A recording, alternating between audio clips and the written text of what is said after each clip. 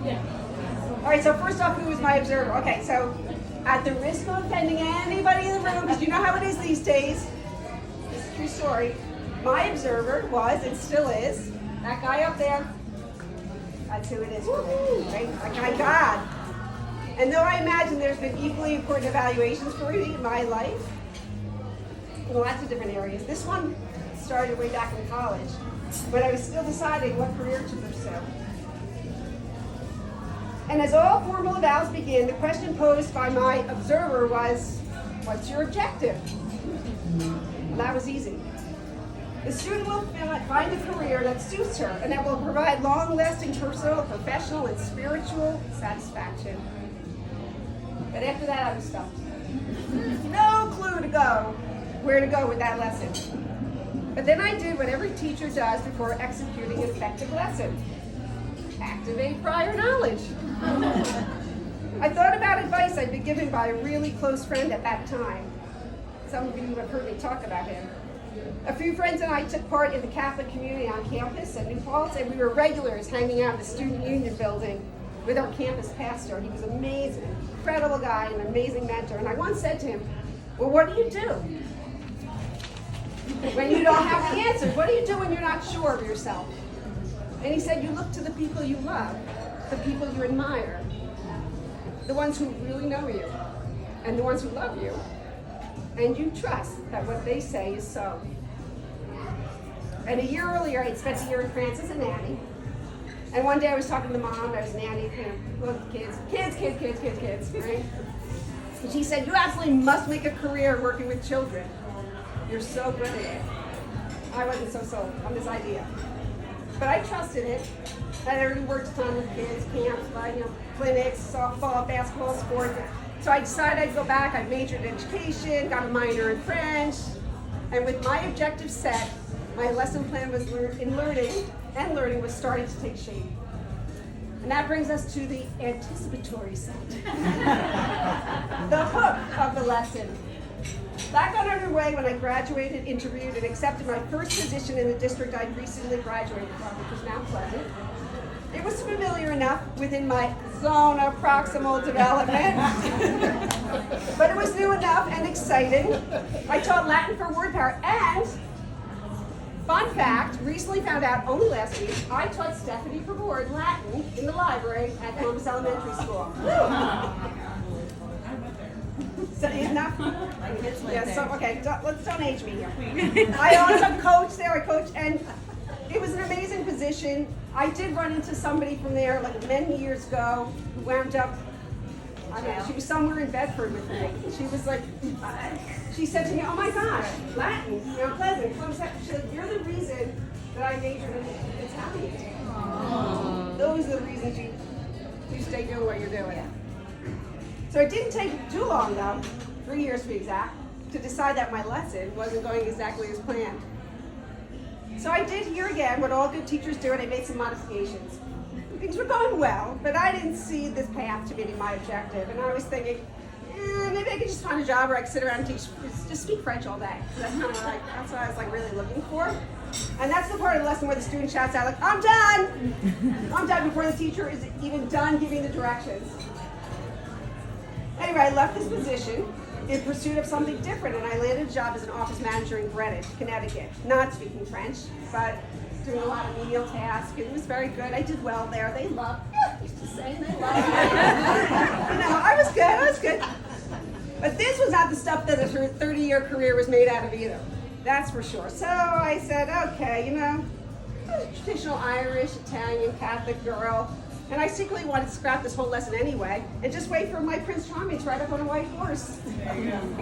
He would whisk me away to his castle. Yes, my Prince Charming did wind up whisking me away and showing up later in my lesson, but not on a white horse. Instead, he drove up in a big old Chevy conversion. I was like, okay, that's not sure, so what do we do? More modifications, some accommodations, maybe a couple of breaks, several breaks a day.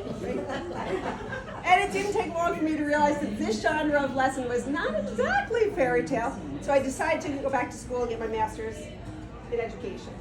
I like kids, I like teaching, according to what I've been told, remember. And I believed that I was good at this. So I went to the University of Bridgeport. At the time, I don't know if you guys remember, they placed interns. Bridgeport was like, you guys doesn't matter. Woo! Yes, woo! Shout out to Bridgeport! Right? Shout out. So here's the guided practice part. Here it comes in. So I worked at Fox Lane Middle School, West Patton, during the day. Stayed on part-time as an office manager at the place I was working at. And I took classes at night. And this lesson was tedious and required a lot of grit. It required a lot of grit. But I was churning it out, and my internship at Bedford was going well, especially for Bedford, where I landed as the middle school teacher in French for 8 weeks when they found themselves without a middle school teacher. Unpaid. Just saying, but in those days of internship, like, yeah, I'll do it, sure. I'm like, what do you mean I'm not going to? I've got problems. Afterwards, I was hired at West Patton as Denise Connolly's maternity leave. This also went well and earned me an interview for a full-time teaching position in Bedford. As you can imagine, I crafted a quite elaborate lesson. It was a road trip on Route 66. There was music, there were real license plates, there was science, there was math, there was interdisciplinary, there was movement, there was everything. I had 5 principals watching me. I was in West Patton in the library. Literally, there was like music, it was like the whole thing. The whole dog and pony show. Okay, so every lesson plan, right, could use a little comic relief. So I'm walking with my script and doing my interview lesson, and like there's a chair here. I'm in West Patton Library. I don't know if you know it all. Everybody knows it. And my foot caught the base of the chair, and I had the paper down underneath the card catalog. Okay, and like they're laughing, and I looked up and. I was as shocked as they were, and they all launched at me, ready to help. And I said, no, everybody back in, because remember, this is a simulated road trip on Route 66. I'm like, no, back, everybody back in your cars. So, nothing to see here, nothing to see. Everybody's fine. I got a call within 2 hours, and they're like, anybody who could recover like that, you're good to go. I got off the position. I said, anything under and below 4th grade, I can't possibly. We only have 3rd grade. I'm like, oh my God. Okay. Okay, I'll try it. All right, so independent practice. This lesson was starting to take off, and I set out on my first classroom teaching position, 3rd grade at Mount Kisco. Yay! Though I was ready to, I'm going to try to really say this, but though I was ready to fly solo, I would have a mentor. The best in the biz, and his name was George Creek. Georgie. I never doubted from this day, from that day to this. At my observer, he had picked only the finest for me to learn from and to learn with. George was the first of many colleagues I would bond with over challenges, triumphs, and joys and sorrows, and always with the shared goal of teaching kids and helping kids. And as one you would expect, as a fledgling, it was hard. There were hours and hours of lesson plan writing and peer observations, and it was totally uncomfortable. But one day George said to me, you need to know that you have great instincts for kids. And I remember that. And I remember, believe what they say is so. And I did, and I still do. And that brings me to another critical component of any lesson plan, which is collaboration.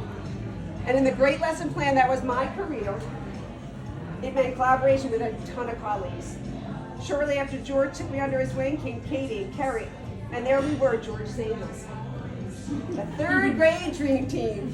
It was the golden era, and we were on fire. Planning, creating, even cooking. How many turkeys did we cook? How many cookies? Okay, George, how many turkeys did you cook? They stuffed, and we looked up to George to stick up for us. Remember the days? Do you guys remember the days of the copy room code? Mount Kisco copy room. Every teacher had to have a copy room code. We were keeping track of how many pieces of paper the teachers were using in the copiers. Everybody had a code, so the district office could account for that. Yes. And there ensued the case of the missing copy paper. And I'll never forget being at a team meeting with George and Carrie and Katie. George was like, okay, I'm going to take care of this right now. I'm taking care of this. I'm taking this. I'm buzzing the office. We're coming down there. Coming down there right now. He comes down. He's like, all right, we're not going down here to copy paper track. We're not doing it. It was endless entertainment. Carrie taught me how to maximize notes using every square inch of a 3-inch squared Post-it note.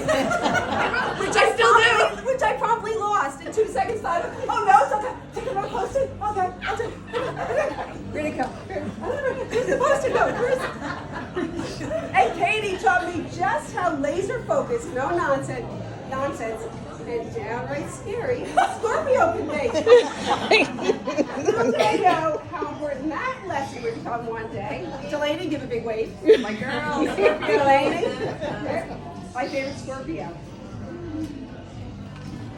I'm getting there. Soon after entered Marissa, who I believe I'm so sad, who reminded us with her youth, even more than we had then, her smarts and her 3-inch heels, that none of us were getting any younger, and we could still be fabulously stylish as school marms with just a little bit of effort. In later years, Jason, Chris, Miss Goodrow, Joanne Breeding, and I would form a new team in the era of yet more initiatives. Chris ran our team like a German Panzer tank, while Jason strummed the guitar for his students. And Joanne and I lamented the woes of a working mother through our shared door every morning. Shouldn't be doing this! I saw my neighbor out there with their coffee in her bathroom! And I'm here for Bedford. What can I do for you, Bedford? What else can I do? Joanna was the best. Oh my gosh. Now, Kisco was getting really big at that time, and Jason and I would sit at faculty meetings placing bets on which of us could name every person at the adjoining table. $55 if you name every single person at that table. Time went on, and soon it was time to wait for it, to pivot and move about the cabin. And in 2011, I moved to BV to teach 2nd grade. There first with Dan and Ro, then with Dan and Pat Townsend, and finally with Dan and Patty. I spent the next several years singing Stone Soup, counting surviving crayfish, and living the Laddick life, much to Patty's chagrin. Those years provided some of my favorite memories. Between Ro's quintessential teacher's voice, I forgot to speak to children. I don't know reading them. Where is Maura? I need Maura. Patty's unmatched dry wit and uncanny ability to navigate that APPR process. Every tune, I'm like, what do we do? What do we do? She's like, man, do this, do beat, do that, do that. I'm like, okay, just help me. Can you just do it for me? And my shared love with Dan of all things nostalgic, and of course of Jerry Brooks.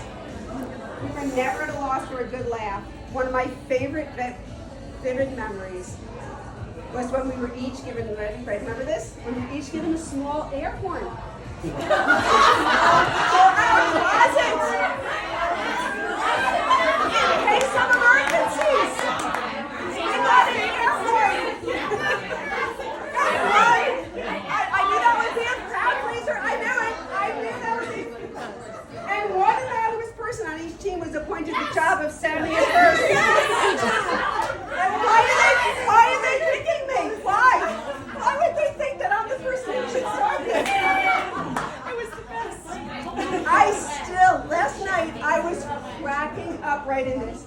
Because I have the best memory of literally standing. Yes. I got the cue, like somebody said I got to it. I'm like, I gotta get there. I think I practiced it. Sorry, here's something right there. I literally, just like calmly, because I'm such a rule, I'm like, went to dance. He was in Maura's room. I just like went to dance doorway, and I proceeded to like lean like this because I had to pee so hard. And I was like, I did it. I was like, this is. What is happening?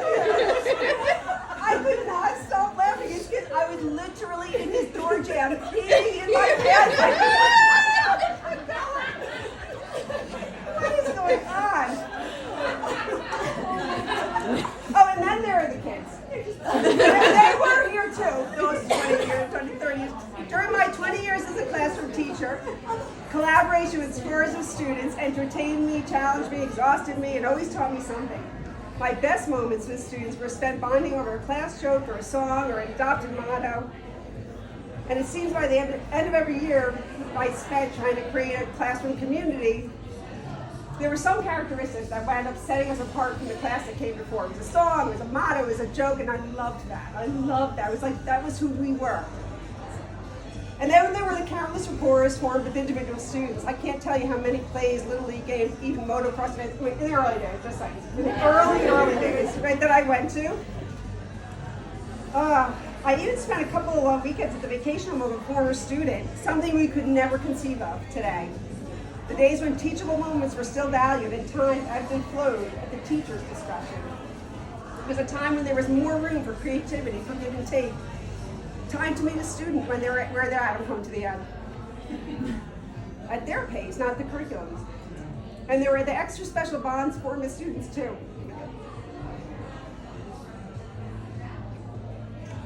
I think you know the ones. For me, the Sebastians, Gabby's, Kate's, and Jack's. They're the students who pull you instantly and effortlessly into that flow state that requires no need to look outside yourself for affirmation. The knowing is shared and deep, and it satisfies you to the core.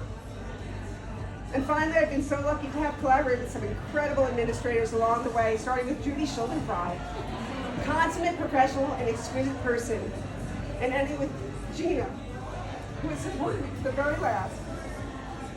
Even as I aged, I required time off for this fix or that. I got my hair to do, this is great. I don't know what I do with this. What I need. As people do, and through personal losses that we can never truly be ready for. I'm so grateful for your sensitivity and professionalism and your kindness. But alas, we come to the next part of any effective lesson plan, and that is the extension activity. The part that challenges the student to reach the next level and to apply their learning to something new. I had gone back to school again earlier during my time at Mount Kisco in the midst of teaching full-time and raising 2 small kids to get my master's in special ed. It was a ridiculously crazy endeavor, but an accomplishment that I'm really proud of. It wasn't easy.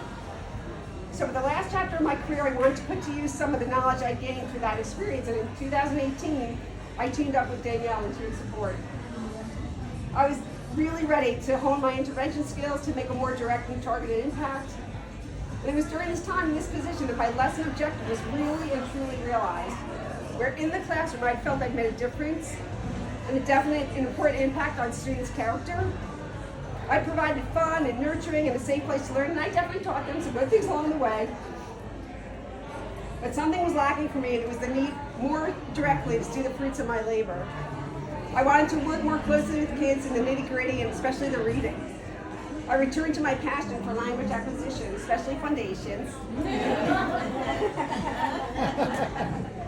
And so there we were, Danielle and me, on opposite sides of the room.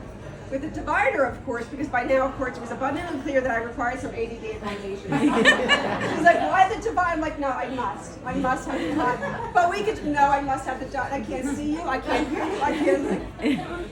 So there we were, solving math problems, knitting t-shirt rugs, tapping out phonemes, and counting headphones.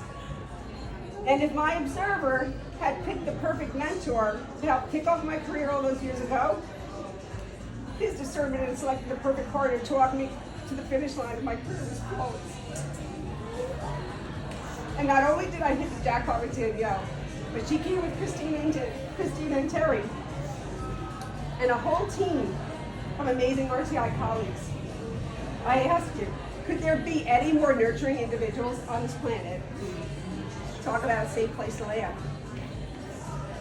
And so at last we come to the final part of the lesson plan, the closure. You didn't think it was coming, did you? You were waiting for it. A chance to review, to internalize, and to synthesize the learning. And if I've done that effectively, and I think I have, I will end this lesson knowing that I've met my goal, and I'm ready to apply all that I've learned to my next endeavor, whatever that may be, whether personal or professional, though Danielle keeps talking me off LinkedIn. She's like, why are you looking for your next job? Like, I don't know, I'm just looking. I'll end this lesson knowing that I've met my goal and ready to apply all I've learned to my next endeavor, whatever that may be. But for now, I'll step away for a bit before setting up that post-op. But I suspect that final meeting will take place somewhere in a quiet little church in the French countryside, or maybe on the deck of a barge cruising dreamily down a French canal. But one thing is for sure, wherever it is that I have that quiet moment, reflection, He will definitely not be happening a moment before noon.